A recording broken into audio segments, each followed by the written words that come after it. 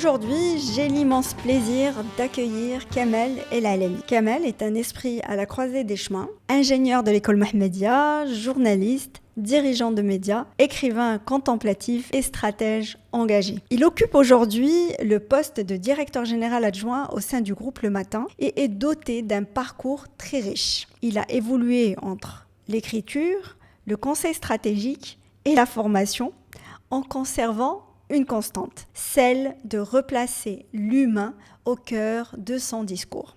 Son approche du leadership est nourrie par la sagesse, la profondeur des traditions, lecture critique du monde contemporain. Il est l'auteur de nombreux articles sur le bonheur, le silence, l'émotion, la justesse. Avec une plume sensible, il explore les liens entre spiritualité, quête de sens et transformation intérieure. Même si ces écrits de Razali datent d'il y a 1000 ans, mais ça colle parfaitement à tout ce qui est moderne aujourd'hui, parce qu'il nous donne une démarche scientifique pour se découvrir qui suis-je, etc., jusqu'à arriver à une définition du bonheur et de ce qu'il doit être, ce bonheur-là. Quand il parle de désir, de sagesse, de colère, c'est les trois émotions qu'il met en exergue, il ne dit pas qu'il faut condamner la colère ou le désir, ne pas les avoir et laisser la sagesse. Non. Il dit que tout doit exister dans un équilibre et que c'est notre moteur, quelque part, pour appliquer le changement, pour passer à l'action. Et Faust est un scientifique qui n'était plus satisfait un peu de toute sa connaissance, donc qui cherchait autre chose, qui a fait un pacte avec le diable et qui a vu toutes ses facultés, ses plaisirs réalisés, etc., etc., mais au final, ça sonnait faux. Et donc, il était très déçu. Et donc, la connaissance toute seule, sans qu'il y ait une quête de sens, ne sert à rien. La quête et le sens ne doivent pas devenir une prison. Je suis tout à fait d'accord. Mais, c'est-à-dire, c'est pas j'ai un objectif et contre vent et marée, ça s'appelle l'entêtement. Et moi, je suis contre un tel entêtement. Bien sûr, il faut avoir de la volonté, même quand on a un objectif, qu'on ne réussit pas, il faut retenter, etc. Je ne dis pas qu'il faut abandonner, mais on est, comme j'ai dit au début, je suis un adepte du Lean Agile, et dans le Lean Agile, ce n'est pas une droite. C'est-à-dire que je ne fixe pas un objectif et je trace une droite, ce n'est pas le chemin optimisé, mais je sais d'où je pars, je sais où est-ce que je veux arriver. Cette destination peut évoluer selon les paramètres et ça devient le chemin optimal. Entrer dans ce processus d'amélioration continue, de se remettre en cause. Parce que pour moi, on peut apprendre de tout le monde. Chaque interaction, c'est une leçon. Il n'y a pas un expert ou ça peut être un ouvrier ou un mendiant ou un directeur ou je ne sais pas qui, mais chaque occasion d'interagir est une occasion d'apprendre. Mais des fois, on ne peut pas le faire à chaud, donc il faut le faire à froid.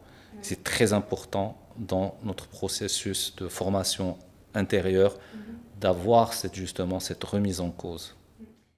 Si Kamel, déjà, on va enlever l'intrigue tout de suite. Ingénieur de l'école Mohammedia et aujourd'hui directeur général adjoint du groupe Le Matin et journaliste. Cette transition, ce passage, comment s'est-il fait ? Je pense qu'il y a un fil conducteur. C'est d'abord la passion. Et mon expérience au sein du groupe Le Matin, j'ai démarré au sein du groupe, ça fait une trentaine d'années. Et vraiment, mon fil conducteur, c'était la passion, parce que c'est un groupe, on ne le sait pas toujours, mais c'est un groupe qui est industriel quelque part, parce qu'il y a une usine, l'imprimerie. D'accord. Et donc, c'est vraiment industriel, d'où l'intérêt de démarrer dans ce groupe. Après, j'avais démarré aussi sur le volet technique, les réseaux, les montages, etc., toute la transition informatique de l'époque, et donc j'avais assuré ça. Ensuite, parce que il y a une logique, et quand on est en production, il y a une logique industrielle à tous les niveaux, et c'est ce qui m'a permis un peu d'évoluer au sein du groupe dans ce sens-là. le background aussi de la formation, il y a un volet littéraire, même dans le scientifique, pour l'ingénieur, oui. dans les classes prépa. Il y a des dissertations, il y a des œuvres, et donc il y a beaucoup de philosophie aussi, etc. Donc on est quelque part préparé pour ça. Ensuite, je suis toujours un adepte du Lean Agile, et donc il faut apporter de la valeur ajoutée de manière pratique, et ça s'exprime à tous les niveaux. Et puis le rôle aussi du groupe d'apporter de la valeur à son environnement, d'être acteur.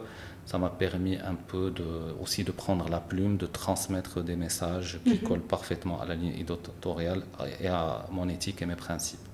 Donc c'est un peu ça le... Et l'écriture, ça a commencé quand? C'est-à-dire que vous avez commencé à intervenir en tant que...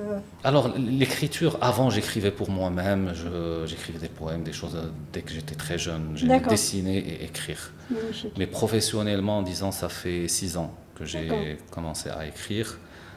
Au début, c'était juste des essais et bon, qui ont été appréciés. J'étais encouragé par que ce soit le PDG du groupe, mes collègues ou mes amis.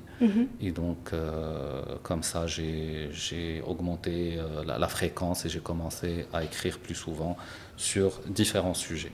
Magnifique. Voilà. Alors, en fait, moi, j'ai entre les mains un chef-d'œuvre et une merveille que j'invite tout un chacun. Alors tu me diras s'il est disponible et qu'on puisse la voir.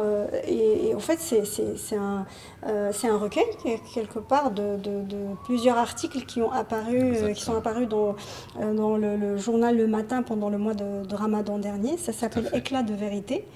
Et moi, je te cache pas que j'ai été touchée vraiment de manière assez incroyable. J'avais pas lu ces articles, mais j'ai lu j'ai pas pu m'arrêter de lire ce recueil tellement il est profond, tellement il est incroyable.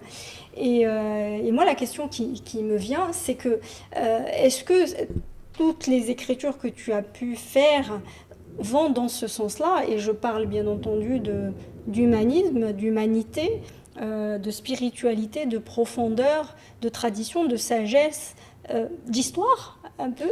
Donc est-ce que ça, de philosophie, est-ce que ça a toujours été ce courant, on va dire, d'écriture qui t'a inspiré? Au fait, quand j'écris, j'ai quelques principes directeurs. D'abord, ça doit apporter de la valeur ajoutée. Donc s'il n'y a pas de valeur ajoutée, je me dis pourquoi écrire. Et donc la deuxième chose, c'est que ça doit être 360 degrés. C'est-à-dire il faut vraiment traiter les différents angles de vue, ne pas être dans une approche et laisser justement toute la liberté au lecteur de se faire une idée, de prendre ses propres décisions. Parce que c'est l'éthique journalistique, elle est là. En tout cas pour moi, je ne veux pas écrire que mon avis ou mettre en valeur un avis et l'imposer au lecteur. Et en réalité, j'écrivais sur des sujets souvent scientifiques. J'ai traité du dessalement de l'eau, d'autres sujets, l'IT, etc. Mais quand j'écris, c'est toujours différent. Par exemple, le dessalement, quand j'ai écrit sur le volet qui est sous l'eau, dont on ne parle jamais. J'ai écrit sur les ports, c'était pratiquement une analyse, une étude. Et donc là, je parlais de capacité des bateaux et de l'impact sur l'économie, etc. C'est-à-dire c'est vraiment des angles d'attaque qui sont complètement différents, mais qui apportent une valeur ajoutée, qui éclaire un peu le lectorat par rapport à ces sujets-là. Et pour ce livre-là, j'avais écrit ces chroniques ou articles pendant le mois de Ramadan. Après, il fallait les rassembler en un seul ouvrage. Et je remercie Mohamed Haytami, le PDG du groupe, parce que c'est lui qui a insisté pour que ça soit fait en recueil. Et ça a permis de vraiment mettre en valeur ces écrits-là. Et il me fallait chercher aussi un titre. Et ce titre-là respecte les mêmes principes. C'est éclat de vérité parce que je ne parle pas de vérité mais d'éclat. Parce que c'est la réalité, c'est vraiment ça. Après, c'est très ouvert, ça n'impose rien au lecteur. C'est-à-dire c'est le même principe et je cherche à apporter une valeur ajoutée justement au lecteur. Magnifique. En tout cas, il est fabuleux, hein. Je conseille tout un chacun de s'y pencher. Et je pense que justement, cette liberté de laisser chaque personne se retrouver à travers son niveau et à travers ses connaissances et trouver une continuité de réflexion. C'est ça que je trouve assez incroyable dans ce livre. Il est en 3 parties. Oui, c'est 3 sections. En fait, il y a une première section qui est plus des réflexions, c'est plus des réflexions spirituelles. Oui. Soit émanant, c'est-à-dire c'est soit mes propres idées, soit des choses que je retiens du Coran et que j'explique d'une manière complètement différente. D'ailleurs, même la première chronique concernant Ramadan, en lisant le titre, on va se dire c'est encore un truc sur Ramadan, mais c'est complètement différent. C'est-à-dire quand on lit ça, c'est vraiment une lecture qui est attrayante, qui apporte de la valeur ajoutée. Et il y a des sujets très importants par rapport à des invocations, par rapport à l'amour de Dieu, mais c'est des choses qui peuvent parler à une personne ou une autre selon les circonstances. La deuxième section, elle est sur le Ghazali, Oui. la chimie du bonheur, ou l'alchimie du bonheur. Alors, je l'ai pas appelé, j'ai pas traduit, c'est Kimia Sa'adam, j'ai pas traduit alchimie parce que alchimie, ça fait mystique, ça fait sorcellerie, ça fait très différent de nos jours. Et la chimie, c'est très scientifique. Et au fait, même si ces écrits de Ghazali datent d'il y a 1000 ans, Oui. mais ça colle parfaitement à tout ce qui est moderne aujourd'hui. C'est assez incroyable. Parce qu'il nous donne une démarche scientifique pour se découvrir qui suis-je, etc., jusqu'à arriver à une définition du bonheur et de ce qu'il doit être, ce bonheur-là. Et ça, de manière très simple, dans un langage très accessible et avec un séquencement très logique et très scientifique. Et ça m'a vraiment interpellé parce que je m'intéresse énormément aussi au leadership et au self-leadership surtout. Oui. Et le self-leadership, il le décrit tellement bien, c'est incroyable. Alors la troisième section, je cherchais au début juste à compléter parce que je ne pensais pas faire, c'est-à-dire un article par jour durant le mois de Ramadan. Mais M. Hitami, quand il a lu les premiers articles, il m'a dit il faut absolument compléter la série. Alors, j'ai dit ok, donc j'ai cherché un ouvrage. Et l'ouvrage que j'ai trouvé, c'était L'incohérence des philosophes. Alors, ça m'a permis de faire la troisième section, qui est une section aussi incroyable. Là, on ne parle, c'est-à-dire déjà la deuxième section, on cherche plus le musulman ou le croyant, parce que ça parle à tout le monde.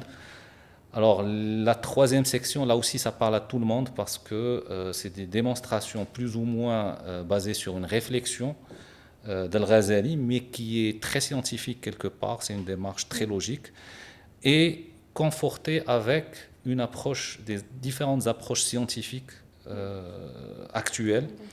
Et donc ces lectures-là, ces lectures étaient vraiment incroyables, visionnaires et contemporaines, parce qu'à l'époque, lui parlait indirectement du Big Bang, du quantique, d'un certain nombre de choses, alors que c'est des choses tout à fait récentes et modernes. Donc c'est vraiment incroyable et ça m'a beaucoup intéressé. Donc j'ai essayé de ressortir un peu l'essence de son approche, sans les cornets, et donc derrière ça m'a permis de faire cette troisième section qui est aussi très intéressante. Magnifique. Alors si on revient sur le leadership et l'approche du leadership d'Al-Ghazali qui est aujourd'hui totalement de circonstances et moi personnellement, et ça n'engage que moi, je trouve que c'est la base aujourd'hui de tout ce qu'on appelle développement personnel et tout ce qu'on nous apprend, que ce soit dans les livres ou même dans les formations. Il le fait d'une manière, comme tu l'as dit, assez simple et assez facile d'appréhender en fonction des niveaux de chacun. Bien sûr, on peut l'appréhender avec une profondeur assez incroyable quand on est un peu plus initié. Et moi, ce que j'ai adoré en lisant, c'est que justement, c'est comment on peut partir de cette, on va dire, de cette connaissance de soi vers ce que tu as appelé le leadership personnel et impacter par la suite les autres. Donc si tu peux nous en dire un peu plus, parce que c'est quand même, je pense, le socle de tout, c'est de se connaître soi-même. Exact. Et bien entendu, si tu peux aussi faire le lien avec ton quotidien, avec ton leadership à toi, au niveau du groupe le matin. Alors, déjà lui, quand il dit dans la question « qui suis-je ?», c'est une question à se poser et il ne faut pas se hâter à répondre parce que on a des réponses toutes faites.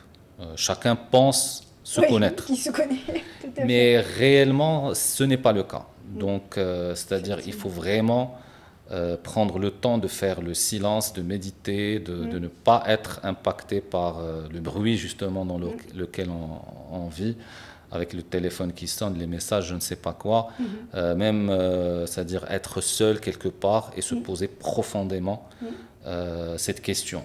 Alors pourquoi cette question « qui suis-je » c'est de là que va ensuite venir le sens, la quête de sens, parce que si je me connais, je sais ce qui m'impacte, ce qui m'importe, ce qui est intéressant pour moi, et donc j'identifie clairement mes objectifs et ce que je cherche, et donc vraiment mon existence commence à prendre un peu de sens, et derrière il donne des étapes.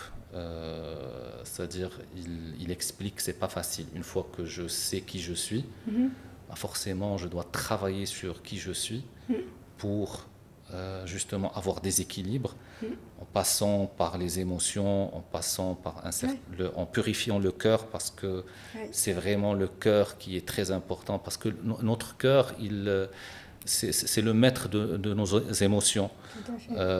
Si on se sent triste ou heureux, ça vient du cœur. Si on a une remarque qui est déplacée, on sent un pincement du cœur. Et tout de suite, on n'est plus heureux, on perd tout sens du bonheur, etc., etc. Donc lui, il donne une démarche justement en passant, c'est-à-dire je l'ai traité en 9 articles, en passant d'un article à un autre. À la fin de chaque article, on trouve une question qui va ouvrir sur l'article suivant. Et donc c'est vraiment une démarche. En tout cas, les personnes qui ont lu ont dit, là il y a une méthode à suivre. Et donc on n'est pas en train de lire des articles, mais de suivre une méthode. Et donc il faut lire et appliquer. Il faut prendre le temps d'appliquer. Et l'objectif, quelque part, ce qui est aussi très intéressant, c'est qu'on peut penser qu'Al-Ghazali, en tant que théologien, en tant que musulman, en tant que soufi, en tant que scientifique aussi de l'époque, peut-être, c'est-à-dire avoir une lecture complètement renfermée, mais non, il a une lecture complètement ouverte. Juste un exemple, quand il parle de désir, de sagesse, de colère, c'est les 3 émotions qu'il met en exergue. Il ne dit pas qu'il faut condamner la colère ou le désir, ne pas les avoir et laisser la sagesse. Non. Il dit que tout doit exister dans un équilibre et que c'est notre moteur quelque part pour appliquer le changement, pour passer à l'action. Parce que si on n'a pas de colère, mais si on n'a pas de désir, on ne va pas agir. Et lui, il pousse vers l'action.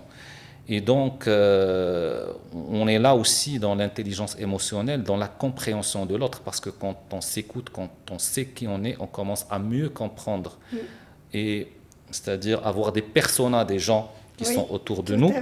Et donc, derrière ça, ça nous permet de mieux communiquer avec ces gens-là et de passer le bon message et de leur montrer où est l'intérêt collectif.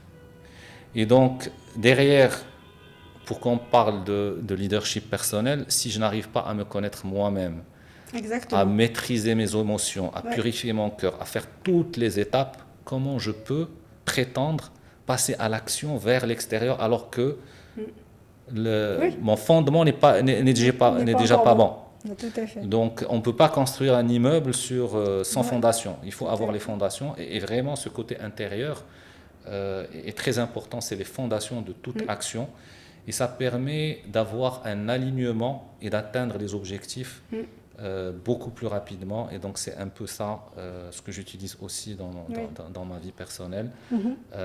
Parce que la colère ne sert à rien, parce que être... encore une fois, il faut l'être un peu, mais pas dans la démesure. Tous, exactement, par la colère, il faut la comprendre. Ça devient négatif. Exactement. Je peux me fâcher, mais je garde le contrôle. C'est ça le plus important. Il ne faut jamais perdre le contrôle. Et donc, c'est le plus important. Et puis, ce qui nous apprend aussi, c'est que le bonheur n'est pas une destination. Tout à fait. C'est sur le chemin. Mais c'est un itinéraire, c'est un acheminement, c'est une question de chaque instant. Et que même une douleur ne peut pas désactiver le bonheur du moment que ça rentre dans la quête et dans le sens, que c'est aligné, c'est-à-dire c'est un effort qu'on fait pour quelque chose et donc qu'on peut savourer malgré. Et c'est ça ce qui fait qu'on peut trouver des personnes très pauvres mais heureuses et des personnes très riches mais malheureuses. Mais malheureuses, exactement. Et justement, c'est cette quête de sens, comme tu l'as appelée, elle arrive à chacun en fonction de ses circonstances, en fonction de son cheminement et de ce qu'il est. Toi, à quel moment ça a commencé à devenir une évidence? Est-ce que ça a toujours été là? C'est-à-dire, parce qu'en fait, j'essaie de faire le lien avec cette envie et cette assiduité à écrire, parce que un des éléments fondamentaux quand on veut mieux se connaître ou quand on veut rééquilibrer quelque part son être, c'est l'écriture, c'est d'écrire ce qu'on ressent, d'écrire ce qu'on voit, d'écrire comment on veut faire voir les choses évoluer, ce qu'on appelle chez les Américains le journaling, donc ça c'est aujourd'hui très à la mode, mais en fait en réalité il y a des gens qui tombent dedans très jeunes, comme toi. Et est-ce que c'est justement le fait de l'avoir commencé si jeune, est-ce que c'est ça qui a permis de prendre conscience rapidement de cette quête de sens? En fait, c'est une quête de sens qui arrive dès le jeune âge. Franchement, l'environnement est très important. Déjà, les parents, quand la manière d'éduquer, de transmettre, c'est-à-dire on fait des études mais dans un objectif. On n'est pas en train d'étudier pour avoir une bonne note ou pour juste réussir, mais on nous donne toujours, voilà, il faut étudier parce que. Et bon, au début on se dit c'est très loin, c'est pas important, etc. Mais au fil des années, on commence à voir les choses et à toucher les choses vraiment, et aussi certaines lectures, notamment qu'elles soient religieuses ou autres, c'est-à-dire le Coran, il est très sage, très profond dans sa structure, dans sa manière, et il nous pousse à la réflexion. Et donc derrière, ça permet aussi de mûrir, parce qu'en voyant en nous racontant des histoires, donc on voit des choses, comment elles commencent, comment elles finissent. Et donc, entre le début et la fin, il faut beaucoup de patience, il faut beaucoup de sagesse, il faut beaucoup d'action et de remise en cause et d'acceptation, etc., etc. Mais ça finit par se dénouer. Et donc, ça aussi, c'est une image incroyable. Et il y a aussi une lecture que j'ai eue, c'est Faust de Goethe. C'est un ouvrage allemand, c'est une œuvre vraiment référence dans la culture allemande. Et Faust est un scientifique qui n'était plus satisfait un peu de toute sa connaissance, donc qui cherchait autre chose, qui a fait un pacte avec le diable et qui a vu toutes ses facultés, ses plaisirs réalisés, etc., etc. Mais au final, ça sonnait faux. D'accord. Et donc, il était très déçu. Et donc, la connaissance toute seule, sans qu'il y ait une quête de sens, ne sert à rien. Et justement, Faust y arrive dans cette œuvre de Goethe. Et ça aussi, ça m'avait marqué. Et une phrase vraiment spéciale dans ce livre, que peut-être je n'oublierai jamais, c'est que dans le pacte avec le diable, il lui a dit, c'est-à-dire tu resteras à mon service, tu ne prendras mon âme qu'au moment où je dirai, instant qui passe, arrête-toi, tu es trop beau. Donc, c'est vraiment atteindre à un niveau Ouais, d'extase qui est incroyable. Et c'est ça un peu c'est-à-dire, si c'est ça l'objectif, oui, c'est pas bon, quelque part. exactement. Donc, On des en a fois, fait c'est des choses l'expérience. plus terre à terre, Tout à fait. mais qui nous font beaucoup plus du bien et qui nous apportent beaucoup plus de bonheur. Et c'est pour ça que cette quête intérieure de savoir qu'est-ce qu'on est, qu'est-ce qu'on veut, où est-ce qu'on va, c'est très très important. Et les échanges, les échanges sont très, c'est-à-dire que ce soit avec des amis, des frères, des collègues, des directeurs, etc. Tout ça, c'est très riche. C'est du moment qu'on sait être à l'écoute De l'autre. et qu'on sait capitaliser. Et donc, si on sait capitaliser, ben, ça nous mène vers ça. Après, pour l'écriture elle-même, ça permet d'ouvrir d'autres horizons. Parce que quand on échange, on est dans notre cercle. Aujourd'hui, les réseaux sociaux permettent de toucher beaucoup plus loin, mais l'écriture permet, je dirais, d'immortaliser. Je me rappelle quelqu'un qui avait écrit une tribune, ça fait très longtemps, et il m'a dit, voilà, à cette époque-là, Internet, c'était vraiment au début. Et il m'a dit, bon, c'est passé au journal, c'est le papier, mais il m'a parlé, c'est-à-dire c'est un jour, par rapport, si c'est un hebdomadaire, ça resterait une semaine sur le marché. Et un magazine, ça resterait un mois sur le marché. Je lui ai dit, sur le net, c'est éternel. Tant que le net existe, Ouais. Ouais, c'est toujours là. c'est quand on toujours va là. chercher ce type de sujet. Et ça l'avait à l'époque interpellé. Et en réalité, c'est ça. Aujourd'hui, c'est beaucoup plus riche, c'est-à-dire avec tous les canaux, les réseaux sociaux, avec tout ce qu'on a. C'est-à-dire vraiment, aujourd'hui, j'ai des posts sur LinkedIn, sur des articles. Et bon, ça fait des mois, et après, je reçois un like, message, etc., un message, une republication. Et ça, alors que le sujet, je l'ai oublié, je suis passé à autre chose. Et donc, c'est ça la magie de l'écriture, c'est ce volet intemporel. Exactement. Quand aujourd'hui on est justement en train de parler d'Al-Razali il y a 1000 ans, Exactement. je pense que lui, en Exactement. écrivant ce qu'il écrivait, il n'aurait jamais imaginé Tout à fait. qu'au Tout à sein fait. de ce modeste Tout à fait. podcast, on serait en train de lui rendre hommage et de Exactement. s'émerveiller Tout à fait. de tout ce qu'il avait fait. En fait, tu as parlé de quelque chose qui m'a inspiré ma question du coup. Tu as parlé de vision, tu as parlé de savoir d'où on vient, qu'est-ce qu'on est et vers quoi on va pour un petit peu cadrer, entre parenthèses, cette quête de sens.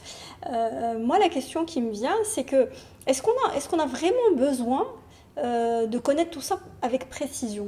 Est-ce que parce que, en fait, il y a des avis qui sont assez différents et assez, même limite, divergents. C'est que, oui, c'est bien d'avoir des objectifs, mais il ne faut pas s'y attacher. Parce que le chemin, justement, peut faire que ce qu'on a imaginé soit beaucoup plus, on va dire, beaucoup moins intéressant que si on se laisse porter par le chemin et s'ouvrir à ce qui peut être une merveille et qui ne dépend pas spécialement que de nous et de notre volonté. Tout à fait, tout à fait. Je suis parfaitement d'accord. Et ça me rappelle une question que j'avais eue vraiment au dernier stage que j'ai eu lors de ma formation. Et j'étais avec un DG d'une grande structure et il m'a posé la question qu'est-ce que tu veux faire après? C'est-à-dire quel secteur, quel domaine, etc., etc. Et j'ai dit je ne sais pas. Bon, il n'était pas très satisfait parce que ça fait pas de le dire comme ça, c'est-à-dire ça veut dire que je n'ai pas planifié, mais c'est vrai que je savais ce que je voulais faire en tant qu'ingénieur, etc. Je savais que je voulais être sur le technique. Parce que j'ai eu une opportunité de ne pas être sur le technique, c'est-à-dire en prenant mon diplôme, de partir sur le commercial et le management, etc., directement. Mais je me suis dit non, je dois commencer avec le technique parce que j'ai fait génie industriel. Oui. Ça va rester vraiment une frustration. Si je ne passe pas par l'usine, je me dis pourquoi j'ai fait ces études. Et donc c'est pour moi, le groupe Le Matin, j'ai commencé sur le volet technique. Installation de machines, j'ai mis le bleu de travail, etc., etc. Et donc ça, c'est ça répondait à cette phase-là. Mais maintenant, quand on parle de quête de sens, c'est beaucoup plus fort. C'est-à-dire, c'est qu'est-ce que je veux faire de ma vie? Quelle est ma valeur ajoutée? Qu'est-ce que je veux apporter comme valeur? C'est pas forcément dans le business ou dans le volet personnel, mais il y a des questions déterminantes. Chacun saura répondre à sa manière. Et il n'y a pas de bonne ou mauvaise réponse. C'est vraiment chaque personne. Moi, j'ai fait le choix de me marier, d'avoir des enfants assez tôt, etc., etc. D'autres ont choisi de ne pas se marier ou de se marier vraiment tard parce qu'ils pensaient que c'était un frein sur le volet professionnel ou autre, où ils veulent beaucoup plus de liberté, se déplacer, etc. Je respecte tous les choix. Mais c'est juste ne pas tout subir. C'est-à-dire, il faut être assez opportuniste, mais être aussi assez juste. Parce que il y a des fois des opportunités qu'on rencontre dans la vie, il faut bien réfléchir. Si on veut les saisir, il faut les saisir. Et ça a des implications. Et donc, quelque part, quand je dis... et cette quête, c'est vraiment réglable. Si je suis sur un projet, pourquoi ce projet? Quelle est sa valeur ajoutée? Et donc, ça me permet déjà de faire fédérer les gens et de le réussir. La quête par rapport à ma vie personnelle, par rapport à ma vie professionnelle, à ma vie sociétale, etc., etc. Donc c'est pas la quête et le sens ne doivent pas devenir une prison. Oui, je suis tout à fait d'accord. Mais c'est-à-dire c'est pas j'ai un objectif et contre vent et marée, ça s'appelle l'entêtement. Et moi je suis contre un tel entêtement. Bien sûr, il faut avoir de la volonté, même quand on a un objectif, qu'on ne réussit pas, il faut retenter, etc. Je ne dis pas qu'il faut abandonner, mais on est, comme j'ai dit au début, je suis un adepte du Lean Agile. Exactement. Et dans le Lean Agile, ce n'est pas une droite. C'est-à-dire que je ne fixe pas un objectif et je trace une droite, ce n'est pas le chemin optimisé, mais je sais d'où je pars, je sais où est-ce que je veux arriver. Cette destination peut évoluer selon les paramètres et ça devient le chemin optimal parce que les paramètres ont changé. Tout à fait. Et donc c'est ça un peu ma... Est-ce que dans ta vie professionnelle, tu as déjà vécu quelque chose qui corrobore cette théorie, on va dire? C'est-à-dire, est-ce que tu as, voilà, en commençant dans l'industriel pur, oui. Est-ce que tu imaginais un jour devenir justement cette plume extraordinaire qui alimente le matin de ces sujets, on va dire, très profonds. Comme j'ai dit au début, c'est-à-dire j'étais assez doué pour l'écriture de manière générale, sauf que avant j'écrivais des poèmes pour moi-même et ensuite des rapports techniques ou autres, des reportings, des choses comme ça. Passer à journaliste, franchement, au début, non. Je ne le voyais pas comme ça, même si j'ai beaucoup travaillé avec la rédaction, dans l'approche, c'est-à-dire l'organisation au début, etc. Mais j'ai jamais pensé vraiment écrire. Et puis, à un certain moment, quand il faut dire qu'au début, avec le technique, j'étais tellement chargé que je ne pouvais pas réfléchir à autre chose.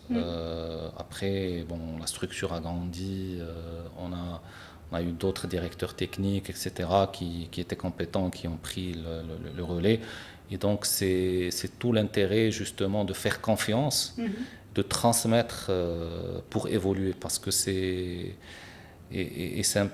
c'est un process de maturité quelque part, peut-être qu'on en parlera tout à l'heure, mais cette maturité, c'est ce qui permet d'évoluer, de changer, de passer d'une étape à l'autre. Et je pense que c'est ce processus-là qui m'a permis de passer vers l'écriture. Magnifique. Justement, on va sauter dessus. On ne va pas aller chercher loin. Okay. Donc, justement, cette maturité,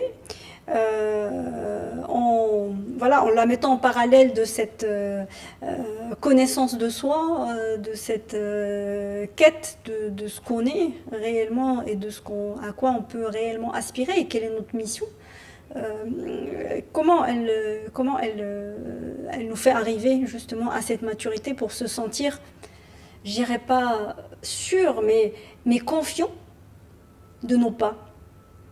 De se dire, ces pas-là, ils vont dans ce sens-là.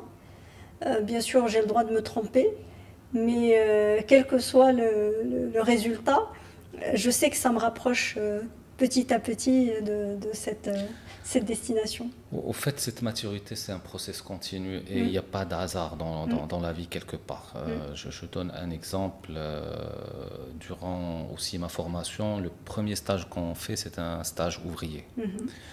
Alors le stage ouvrier, j'étais avec des ouvriers en maintenance mécanique électrique et quelque part j'ai échangé avec eux et j'ai vu un peu comment ils voyaient un peu leur responsable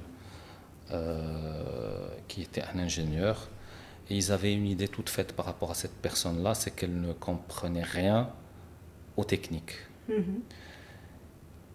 Et au fait, quand j'ai rencontré la personne, enfin ce directeur ingénieur, je lui ai posé est-ce qu'il était ingénieur en mécanique, en électrique.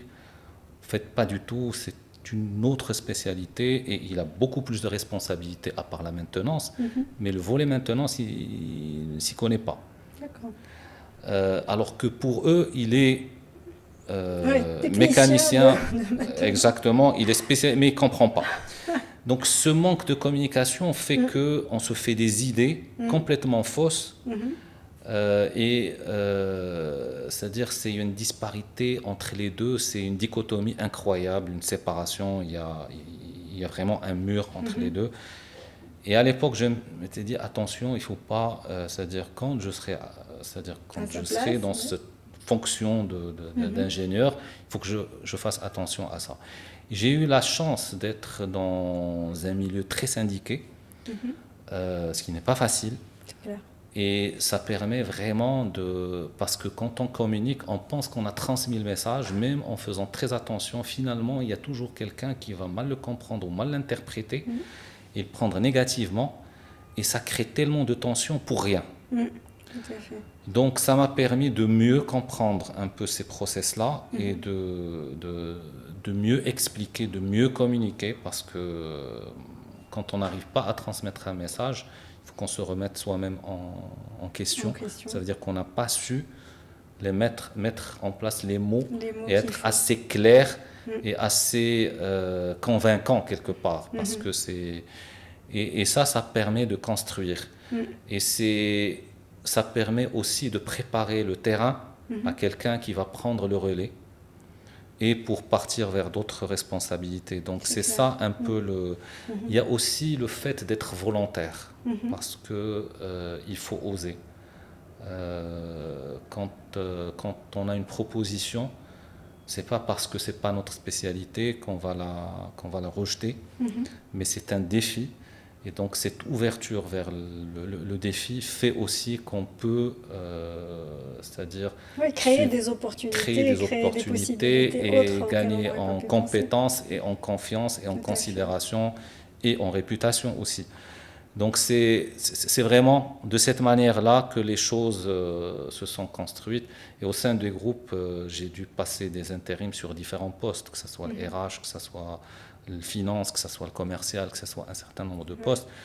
Je pouvais dire non, mais je disais jamais non. C'est pas pour c'est-à-dire disperser, mais c'est pour mieux comprendre, mieux cerner les choses. Et donc c'est ce qui m'alimentait pour aller plus loin.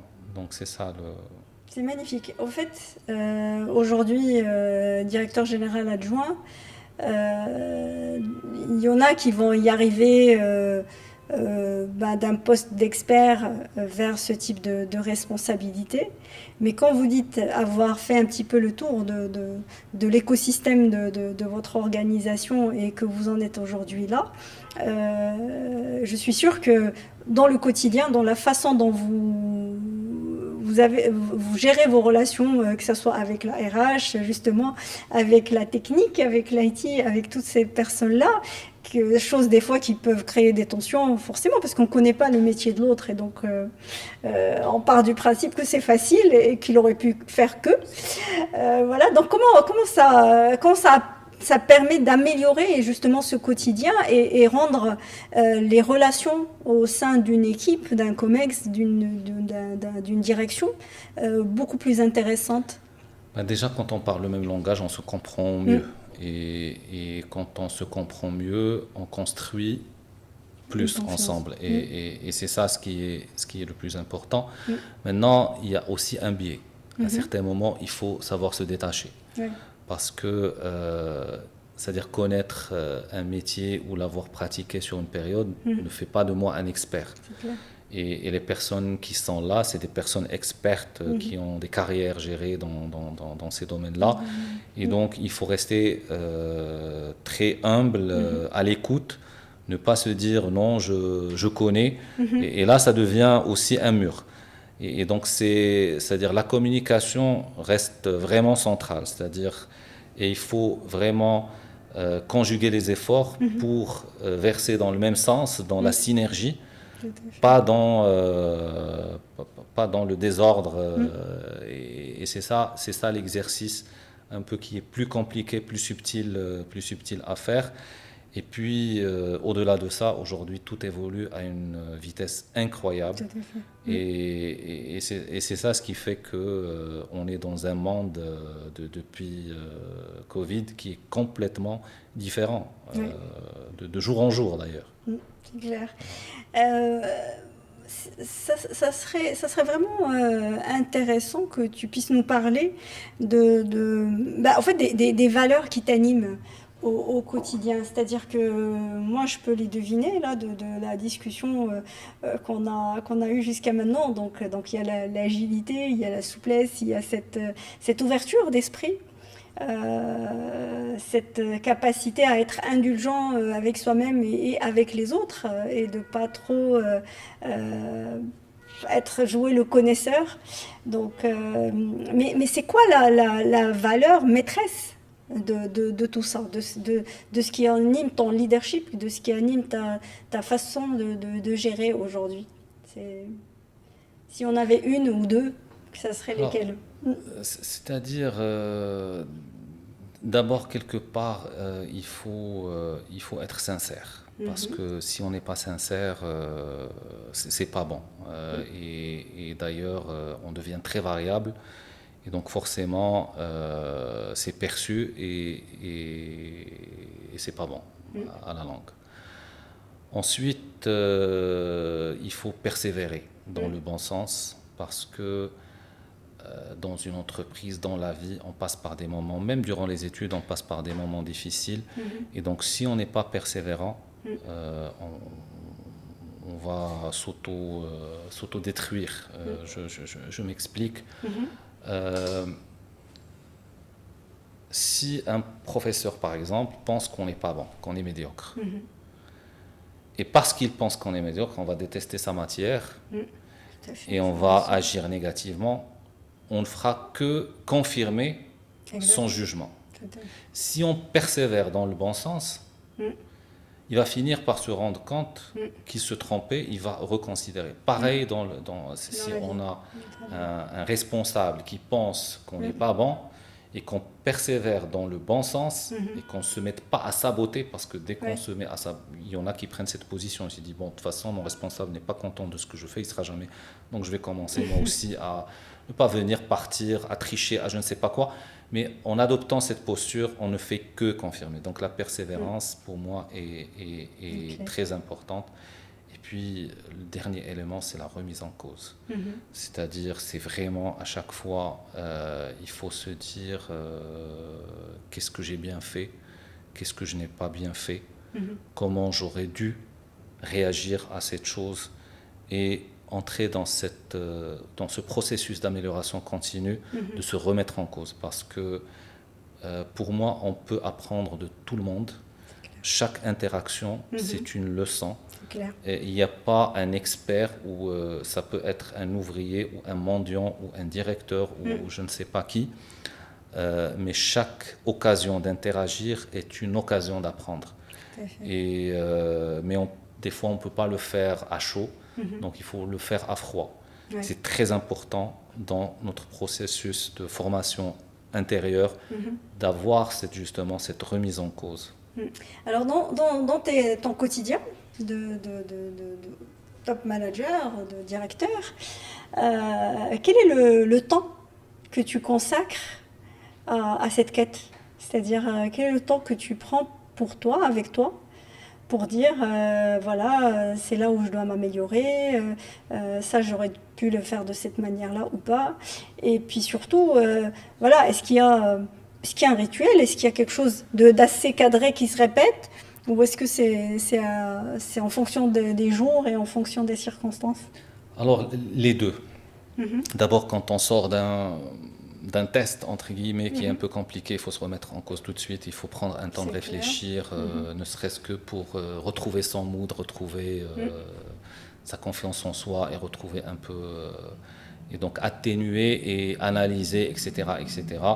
Et donc ça, c'est très très important de le faire à chaque fois que c'est nécessaire. Après, une réflexion globale, ça se fait beaucoup plus rarement quand on a l'occasion de méditer, de réfléchir, d'être seul. C'est-à-dire là, c'est vraiment quand on voit qu'il y a une orientation, que ça commence à dériver, parce que des fois, c'est une dérive lente mais continue. Et donc, quand on voit qu'on s'est écarté un peu, donc là, il faut se reposer, dire voilà, qu'est-ce qui a changé, qu'est-ce qui fait que, qu'est-ce que je dois changer, etc., etc. Donc moi, en tout cas, c'est comme ça que, c'est-à-dire à chaque fois que c'est nécessaire, et je le sens tout de suite parce que derrière, il y a ce pincement de cœur qui vient m'alerter. Ou sinon, quand je me vois soit dans un cycle effréné, soit parce qu'il faut savoir s'extirper justement de ces cercles vicieux quand le temps ne nous appartient plus. Et ça m'est déjà arrivé plusieurs fois. À un certain moment, on sent qu'on ne contrôle plus rien dans sa vie. On n'a plus un moment, on a un calendrier qui est totalement rempli. Et on n'a aucun temps ni pour sa famille, ni pour soi-même, ni pour quoi que ce soit. Et ça, c'est très mauvais. Quand on arrive à ça, il faut savoir dire stop et limiter et garder une certaine intimité et un certain temps pour soi-même, pour sa famille. Ça, c'est vraiment primordial. Magnifique. Et là, en termes de connexion, et d'énergie quelque part, c'est-à-dire qu'on a tous des phases où on commence à se sentir un petit peu plus mou, un peu moins, voilà, moins motivé par son quotidien et il faut quelque chose. On cherche cette petite chose qui va nous permettre de se reconnecter à nous-mêmes, de se reconnecter à l'univers, de se connecter aux autres. C'est le défi et le changement. Oui. C'est-à-dire, moi, si je suis resté dans cette entreprise, dans cette institution, c'est parce que j'ai tout le temps eu des défis complètement différents. Oui. Et d'où la passion. C'est-à-dire, moi, je ne peux pas rester dans le répétitif. Clair. Si on est dans le répétitif, je ne peux pas. Oui. Franchement, ma construction, je ne peux pas. Je pense qu'il n'y a pas un être humain qui est capable de il y en a qui sont répétitif. plus dans le confort de ce qui est maîtrisé. Ça veut dire qu'ils sont sont pas dans le répétitif ailleurs. Parce que, Oui, voilà, c'est-à-dire que la place qu'ils donnent à... Disons pas de jugement, mais c'est des personnes... C'est pas du jugement, c'est juste des façons différentes d'appréhender. Chacun, où est-ce qu'il trouve un peu son bien-être. Moi, c'est dans le défi et dans le changement. Oui. Et c'est ce qui explique d'ailleurs mon parcours. C'est-à-dire, j'ai fait beaucoup de choses. Et justement, c'est ce qui fait que ça me passionne, que je suis toujours là, que ça me motive. Mais c'est vraiment le défi et le changement. Pour moi, c'est quelque chose de très important. Et aussi le micro-learning. C'est-à-dire aujourd'hui, parce que même quand j'écris sur un sujet, j'écris pas parce que juste je veux écrire. Non. Je vais faire une recherche. Je vais voir ce qu'il y a dans ce domaine-là, etc., pour ne pas écrire n'importe quoi. Surtout quand c'est des sujets lourds. Par exemple, pour le dessalement, ça m'a pris un mois de préparation sérieuse dans 3-4 jours durant une semaine de vacances. Et parce que c'est durant les vacances que j'ai pu dédier plus de temps à ça. Mais c'est parce que c'est un sujet qui m'a passionné. Ouais. C'était complètement nouveau. Mais après, quand j'ai écrit sur le sujet, les gens pensaient que j'étais spécialité hydraulique, dessalement, etc. Alors que je ne suis pas expert. Mais les gens m'ont pris pour un expert, la manière de parler, la Ouais. maîtrise mais j'ai vraiment maîtrisé le sujet parce que je suis rentré dedans. Magnifique. Et donc c'est ça un peu mon fil conducteur, si on veut. Magnifique. Si tu étais aujourd'hui El Razali, pour revenir à cette œuvre extraordinaire, et que tu devais justement conseiller aux leaders d'aujourd'hui, aux patrons d'entreprise, aux entrepreneurs, euh, des, des- des axes, donc pas tous les 9, mais Non, c'est clair. 3, 3 des axes qui pourraient leur permettre de s'en sentir d'abord plus légers dans l'exercice de leurs fonctions, de s'auto-nourrir au quotidien de ce qu'ils réalisent et de cette clairvoyance qu'ils peuvent avoir et qui permet de mener les autres avec soi, ça serait quoi? Alors, bon, les leaders d'aujourd'hui, déjà, je les plains parce que c'est devenu très, très compliqué. Il y a beaucoup de théories, mais les choses changent tellement vite que c'est très compliqué de tout le temps s'adapter. Mais quelque part, il faut être naturel d'abord. C'est-à-dire cette connaissance de qui suis-je est très importante. Oui. Et on dit chasser le naturel, il revient au galop. Donc derrière, il faut d'abord se connaître. Faire le ménage, c'est-à-dire dans son intérieur, etc., etc. Comme ça, la vision est claire. Parce que si la vision n'est pas claire pour les collaborateurs, on ne peut pas aller loin. C'est clair. S'il n'y a pas c'est-à-dire ce partage de sens et de quête, qui est d'ailleurs dans la démarche ISO, on parle toujours de la vision, la lettre de la vision et les objectifs, c'est le plus important du système de management de qualité. Ben c'est pareil, quelque part, cet objectif, s'il n'est pas clair pour tout le monde, et je dis clair et limpide, les gens ne vont pas embarquer. Ils vont plus penser à des intérêts personnels, à ce que je tire de cette boîte, de ce salaire, etc., etc., plutôt que qu'est-ce que j'apporte à cette entreprise. Ensuite, il faut qu'il soit, c'est-à-dire ce cheminement vers le bonheur, il faut qu'il soit partagé. C'est-à-dire, quand on sait où on va, ben on sait que, c'est-à-dire dans notre approche, quand je suis en train de travailler ou j'apporte quelque chose, je contribue. Et des fois, même si c'est dans la douleur, bon, je suis content parce que derrière, au-delà de l'objectif, j'ai une pérennité d'emploi, j'ai une pérennité, j'apporte une valeur peut-être à ma société, pas l'entreprise, vraiment la société. Et donc, que je suis en train de travailler peut-être même l'avenir de mes enfants, parce que quand je contribue à l'économie nationale quelque part, chacun contribue à son niveau. Oui. Mais c'est quand on fait la somme de ces contributions qu'on a un résultat intéressant au niveau du PIB et donc dans le développement du pays, etc., etc. Et chacun d'entre nous doit se poser la question, qu'est-ce que je laisse à mes enfants? J'ai vécu dans un pays qui est bien, qui est stable, qui s'est développé malgré les difficultés, etc. Mais est-ce que je veux transmettre c'est-à-dire cette même... Et d'ailleurs, ça me fait penser à un article de l'invocation à 40 ans, mais qui est aussi une démonstration magistrale de leadership. Oui. Parce qu'il parle justement de reconnaissance envers ses parents, envers Dieu, et donc cette reconnaissance vers les salariés aussi, vers l'actionnaire, c'est-à-dire les différentes composantes de l'entreprise est très importante, qui parle de responsabilité et on est tous responsables, d'où le leadership, le self-leadership personnel. C'est chacun est responsable. C'est-à-dire, s'ils arrivent à transmettre que chacun devient leader au sein de la structure, on aura réussi. C'est vraiment ça. Et nous, en tout cas, c'est ce qu'on essaie de mettre en place.